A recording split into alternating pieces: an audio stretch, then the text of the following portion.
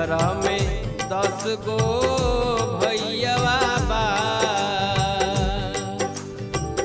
नैहर में 10 गो भैयावा हो,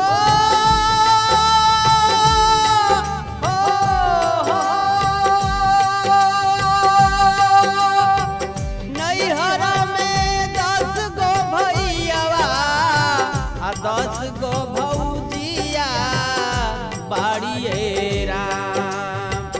नैहर में 10 गो भैयावा आ 10 गो भौजिया बाड़िए राम। तब हूँ